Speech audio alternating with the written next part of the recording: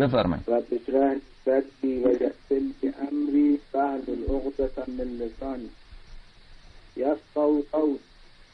آیا الله کریم جان ازم گفته شما یک سری صفاتی رو نسبت به مقام معظم رهبری ایرانی که در شأن محب امیرالمومنین نیست، ایشون محب امیرالمومنین هم نیستن، یعنی در این حد هم شما ایشون قبول ندارید. حالا من حاضرم جواب بدم. میخوای جواب بدم؟ جان میخوای جواب بدم؟ جواب محب امیرالمومنین من مات علی حب آل محمد که حال بکیشه، من مات علی حب آل محمد مات شهیدا. این همه روایت بین آل محب امیرالمومنین. شما یک سری به قول معروف صفات که ما در مورد اولی و دومی و سومی حرومزاده میگیم، شما میاد نسبت یک محب امیرالمومنین میگید، یعنی این دو تا با هم مساوی هستند. مثلا چی گفتم برادر من؟ شما همین برنامه دیشب لعین و خیلی معذرت میخوام از پیشگاه آقا محمد سلام علیه نجس و یزید و این صفات درسته در شأن محب امیرالمومنین هست. حالا من به شما جواب میدم برادر بزرگوار من. این ادعا مشترک بین شما هستن، یعنی اهل بکا هم شما قبول ندارید. حالا من اجازه میدید جواب بدم؟ حالا حرف شما تمام شد بگید تا من جواب بدم. تمام شده؟ خیلی ممنون. این ادعای محبت اهل بیت علیهم السلام بین شما و بین جماعت عمریه مشترک. ما اینجا عادت کردیم، ما این رو زیاد چیدیم، جماعت عمریه هم زنگ میزنیم. ما هم اهل بیت علیهم السلام را دوست داریم. ما هم اهل بیت. آقا جان قرار شد من حرف بزنم. شما هر وقت حرف من تمام شد شما بگو فلان فقره که گفتی اشتباه، بگذار اول حرف من تمام بشه. این ادعای محبت اهل بیت علیهم السلام بین شما و بین جماعت عمریه مشترک. اونها هم زنگ میزنن که ما هم محب اهل بیت علیهم السلام هستیم، دوست داریم. برادر بزرگوار من آنچه که همگی ادعا دارند این است که ما محب اهل بیت علیهم السلام هستیم. ملاک اینه که آیا شما تابع اهل بیت علیهم السلام هستید یا نیستید و یا در عمل دشمنی میکنید با اهل بیت علیهم السلام. شما اگر فقط ملاک را محبت اهل بیت علیهم السلام بذارید، مرحوم شاه ایران او کدام ناصبی بود؟ محب اهل بیت علیهم السلام نبود، اهل بکا نبود، مجلس روضه نداشت، در روضه خودش شرکت نمیکرد، خود مصاحبه ویدیویی خود شاه ایران موجوده که خودش صریحا در زبان انگلیسی یک مصاحبه دارم میگوید که من در جوانی یک بار در اینا شاید خیلی مردم خبر نداشته باشن، خودتان ببینید. ایشان میگوید که مردم فکر من به ظاهر مذهبی نیستم، خودش میگوید، اما در باطن من خیلی مذهبی هستم. و خودش میگوید من در جوانی یک بار در یک جایی بود شنا میکردم، اونجا افتادم و در حال غرق شدن بودم، کوچیک بودم زمان پدرم. خودش گفت اونجا بله حضرت ولی عصر علیه السلام آمد مرا از آب بیرون کشید و دیگران نمیدیدن حضرت ولی عصر علیه السلام را، اما من میدیدم. دیگران هیچ کس نمیدید، ایشان مرا از آب کشید و مرا از کشته شدن نجات. این در زبان انگلیسی مصاحبهش من خودم دیدم موجوده و خیلی مصاحبه قدیمیه، به خاطر اینکه به زبان انگلیسی است شاید بیشتر مردم هم متوجه نشده باشید.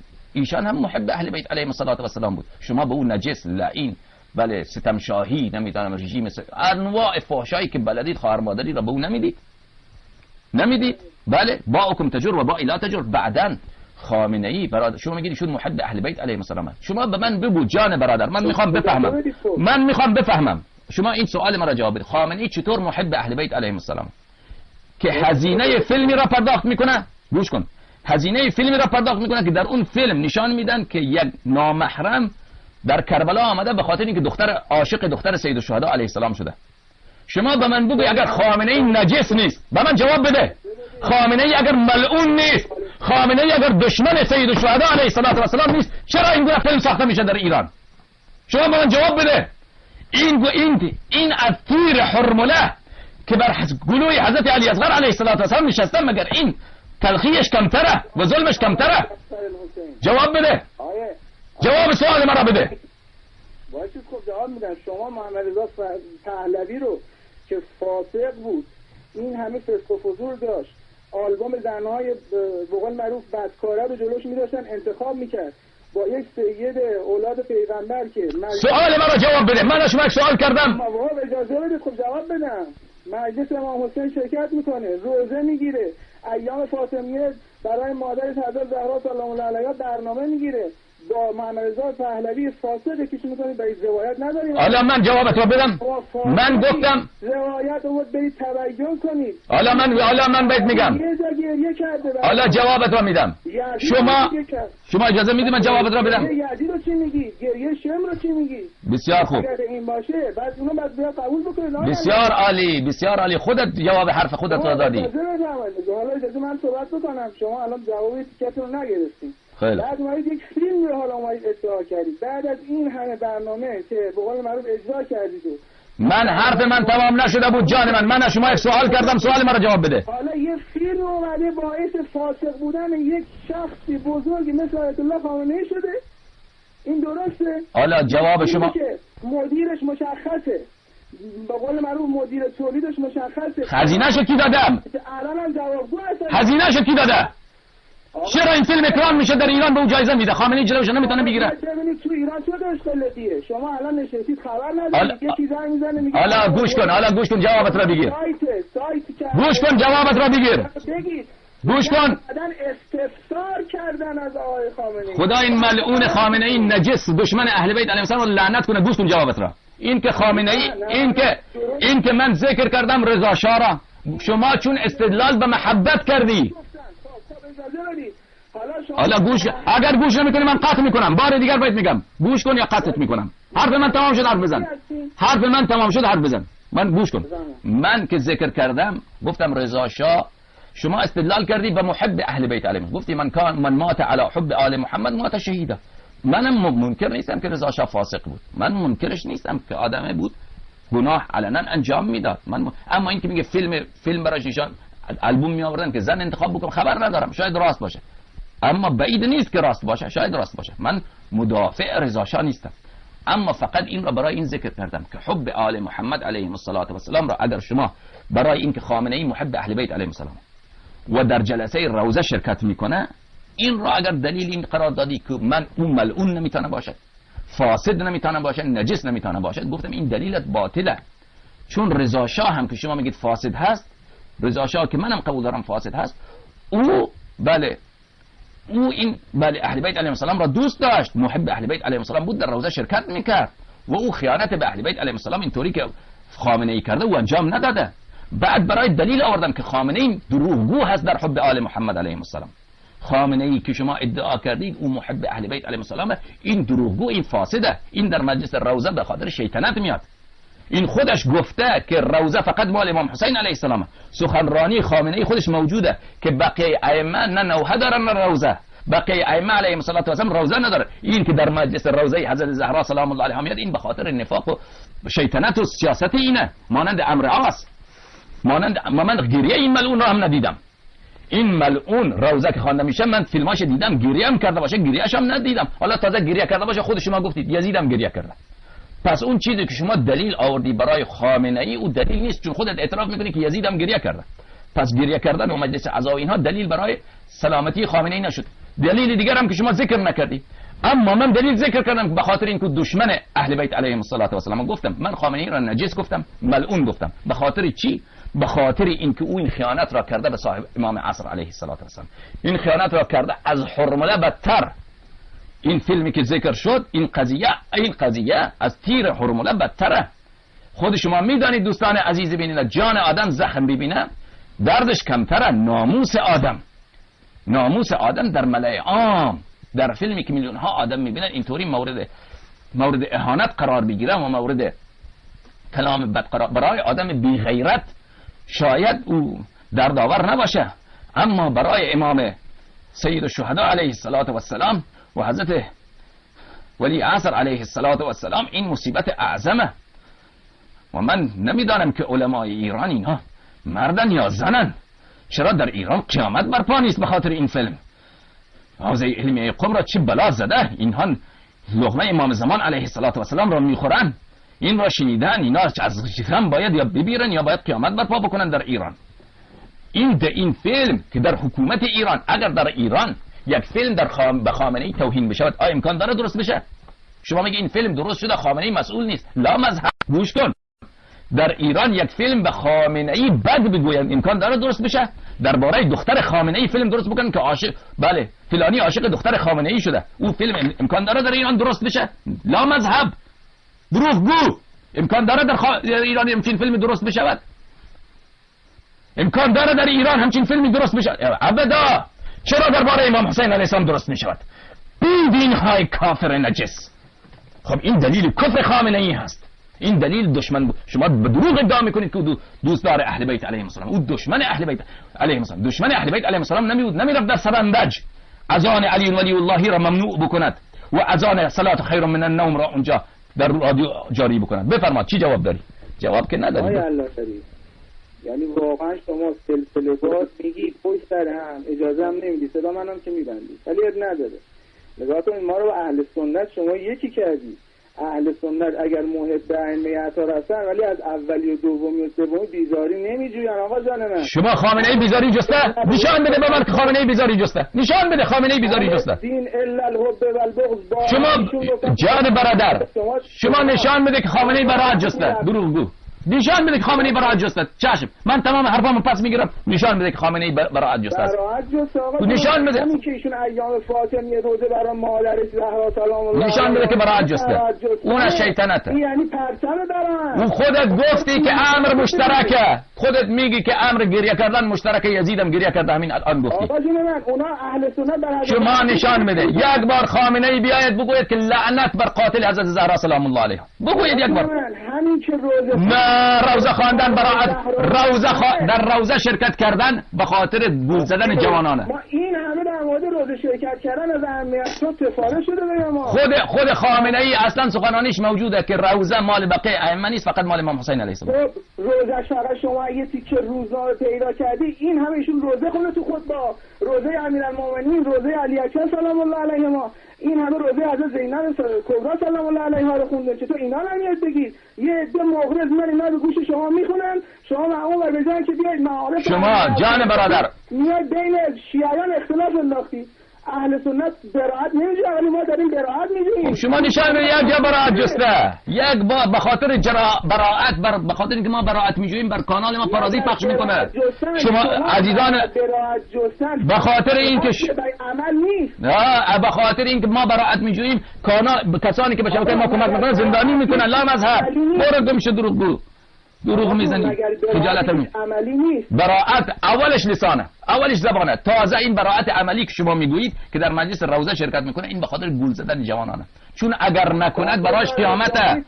ببین شما نمیتونی کسی را گول بزنی، چون مثلا در ایران حکومت مذهبیه و در ایران مراسم فاطمیه اول و دوم به گستردگی برگزار میشود و بیوت مراجع مراسم فاطمیه سلام الله علیها را برگزار میکنن و حضرت آیت الله وحید خراسانی مد ظله العالی و مرحوم آیت الله شیخ جواد تبریزی رضوان الله علیهما اینها خیلی سعی بلیغ کردن برای ترویج عزاداری حضرت زهرا سلام الله علیها و پای پیاده میرفتن حرم. این خامنه‌ای به خاطر اینکه خودش در جمله مراجع خودش را جا بزنه، این را که همه میدانند که منم مرجعم، منم شیعم، او اگر برگزار نکنه این را شما نگو که او برگزار میکنه. او ضرورت دارد. او خیلی واضحه. خامنه‌ای از لحاظ سیاسی اگر مجلس روزه برگزار نکند او برایش هزینه خیلی عظیم تبلیغاتی دارد، لذا اینا مجبوره که برگزار بکند چون حکومتش حکومت مذهبیه. این دلیل بر بیزاری او از ابوبکر و عمر نیست. این دلیل بیزاری او از ابوبکر و عمر نیست. جان برادر اگر شما واقعا میگید که خامنه‌ای براءت میجوید از ابوبکر و عمر، بفرما یک سخنرانیشان نشان بده. یک سخنرانیش نشان بده که بگوید قاتل خدا لعنت کنه قاتل از زهرا سلام الله علیها. ابدا. من 2 سال پیش اعلان کردم. شما کجا بودی؟ در کدام سوراخ بودی شما؟ من 2 سال 3 سال پیش اعلان کردم از این شبکه آقای خامنه‌ای یک بار بگه خدا لعنت کنه قاتل از زهرا سلام الله علیها، من شبکه را میبندم. حرف من اصرارم کردم، چند مرتبه اعلانم کردم، نگفت یک بار. کجا گفته خامنه‌ای؟ نمیگوید خامنه‌ای براءت نمیجوید خامنه‌ای، بلکه بالعکس کسانی که براءت میجویند اونا را زندانی میکند. کتاب تشیید المتاعن، کتاب هایی که بر علیه ابوبکر و عمر در ایران ممنوع نشر، علما شلاق خوردند. یکی از روحانیون معروف ایران سید پیرمرد، سنش از 65 سال بالا هست، سخنرانی های مذهبی میکنند، معروف همه شما میشناسید، من اسمش نمیگیرم. چند سال پیش به خاطر اینکه خودش راضی نیست اسمش نمیگیرم، در اطلاعات او را بردن شلاق زدن، 30 شلاق زدن به خاطر که در سخنرانی خود به عمر و ابوبکر بد گفته بود. کسانی که به ابوبکر و عمر در ایران بد میگن ممنوع المنبر میشود. تو میگین براءت میکنن، ما براءتی است، شما کجایتان براءتیه؟ کجای شما؟ اصلا شما عمری هستید. من که میگویم که شما خطر هستید برای تشیع به خاطر همین که شما براءت ندارید. شما مردم را به خط تقریب، به خط احترام ابوبکر و عمر و دین شیعیان را عوض کردن میبرید. به خاطر همین شما را میگم تهدیده.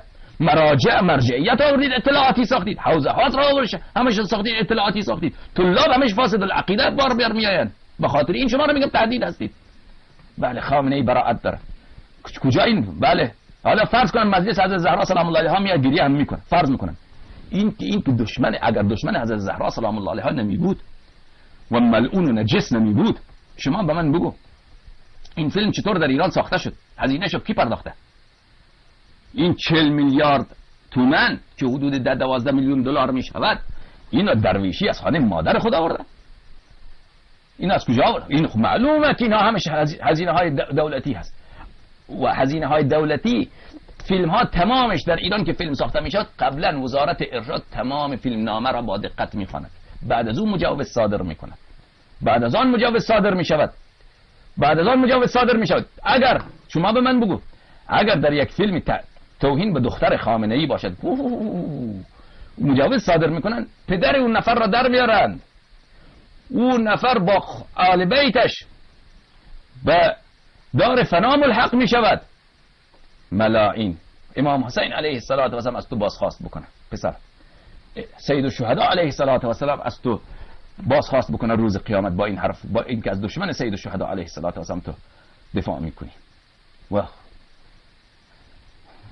و آخوندای ایران را میگویم، علمای حوزه علمی قم، که یک عمر شما از سفره حضرت امام زمان علیه السلام خوردید. لقمه امام عصر علیه السلام بر شما حرام باد که شما این جریان را شنیدید. شما این جریان را شنیدید، در ایران به این فیلم جایزه دادن و شما خودتان را هنوز هم عمامه به سر میرید، اونجا در خیابان چامردان و خیابان صفایه میرید درس خارج در مسجد اعظم میرید. خاک بر اون حوزه، خاک بر سر اون علما که ده ها هزار صدها هزار معمم در یک کشوری باشن همچین فیلمی با اون جایزه بدهن.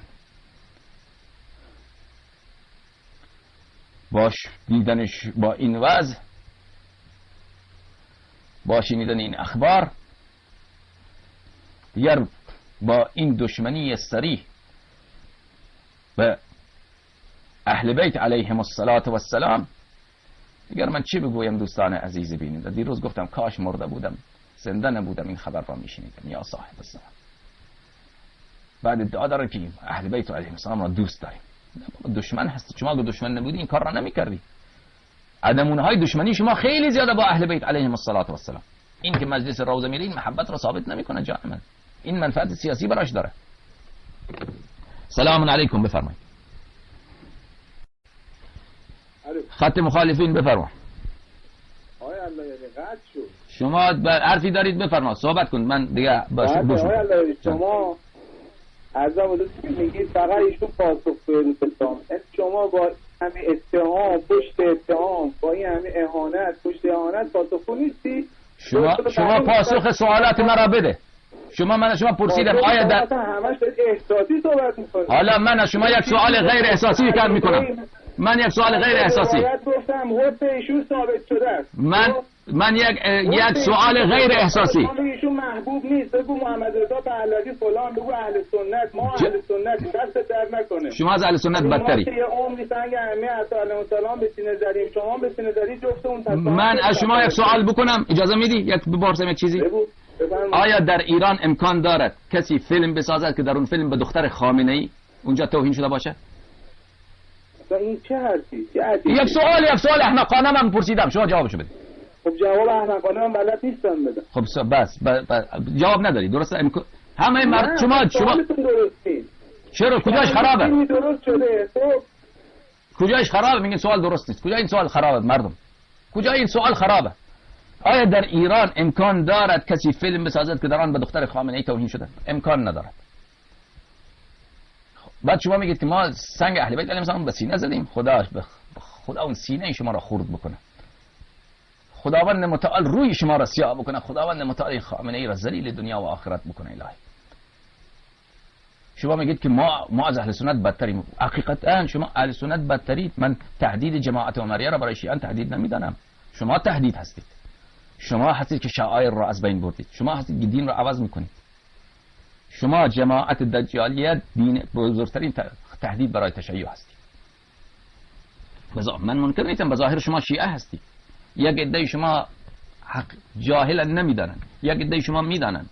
من قبول دارم همین حرفا، اما تهدیدی که شما به عنوان شیعه برای تشیع دارید بالاتر از تهدید وهابیت، از تهدید جماعت عمریه، از تهدید امریکا و اسرائیل.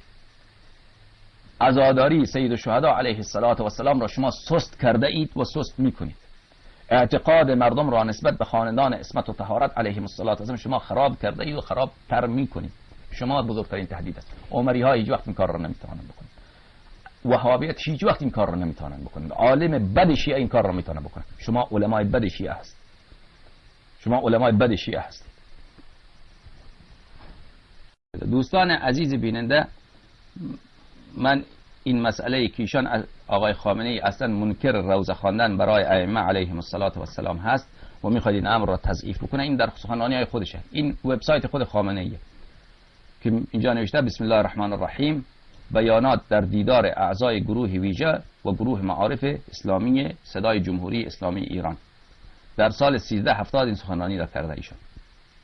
خب ایشان اینجا در این سخنرانی خود در وبسایت خودش هم هست، اونجا ببینید درباره روزه.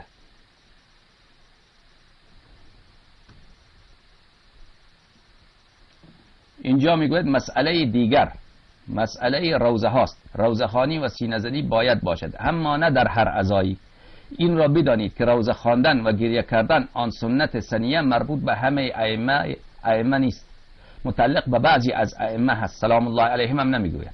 حالا یک وقتی در یک جمع و مجلسی کسی روزه میخواند، عده‌ای دلشان نرم میشود و گریه میکنند، این عیبی ندارد. اصلا عزاداری کردن یک حرف است، روزه خوانی و سینه زنی را انداختن یک حرف دیگر است. روزه خوانی و سینه زنی را انداختن مخصوص امام حسین علیه السلام است، حد اکثر مربوط به بعضی از ائمه است، آن هم نه به این وسعت. مثلا در شب و روز تاسوعا و عاشورا به خصوص، در شب و روز 21 ماه رمضان سینه زنی و عزاداری و برپایی جلسات خوب است، یعنی فقط در تاسوعا و عاشورا و 21 رمضان. بقیه ائمه خب این خودش میگه که حضرت زهرا سلام الله علیها روزه ندارد. خب معلومه که خودش در روزه حضرت زهرا سلام الله علیها میشینه، نه به خاطر اینکه عقیده داره، به خاطر اینکه او بله اون برش مصلحت سیاسی داره، منفعت داره، مردم فکر میکنن که این شیعه هست، از مراجع هست، به خاطر اونجا میشیند. واضحه دیگه، خود کلام خودشه دیگه که بله در ماه رمضان 21 رمضان خوبه، عاشورا تاسوعا سینه زنی عزاداری روزه. بعد میگوید ولی در مورد مثلا در مورد حضرت موسی بن جعفر علیه السلام، با این که وفات این بزرگوار از وفاتهای دارای روزخوانی است، من لزومی نمیبینم که سینه زنی بشود. یا مثلا در سالگرد شهادت حضرت زهرا سلام الله علیها مناسبتی ندارد که ما بیاییم نوحه خوانی کنیم و سینه زنی کنیم. بهتر این است که در آن مورد شرح مصائب گفته شود. شرح مصائب عزاآور است، این خودش صریحه که در شهادت حضرت زهرا سلام الله علیها روزه و نوحه و اینها نمیخواد، فقط بله در مصائبشان را بگویید. و این را مقدار را هم که گفته چون صریحا نمیتواند معنی بکند، میگه روزه خوبه اما فقط در عاشورا و تاسوعا و 21 رمضان برای حضرت موسی بن جعفر علیه السلام روزه خوانی نکنید و نوحه خوانی نکنید، به خاطر اینکه نمیتونه همیشه یک جایی معنی بکنه، یواش یواش قدم به قدم میخواد جلو بره این ملعون.